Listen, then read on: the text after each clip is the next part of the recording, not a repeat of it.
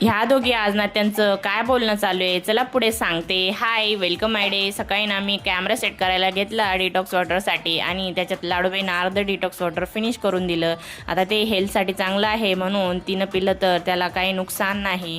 आणि इथं माझं काम करायला घेतलं. किचन वाटा वगैरे क्लीन करून गेलं ना, तो साफ वगैरे दिसला ना येताना तर फार छान वाटतं. आता आम्ही इथं खाली व्हिडिओ शूट करते आणि लाडूबाईचं गेट उघडणं चालू आहे.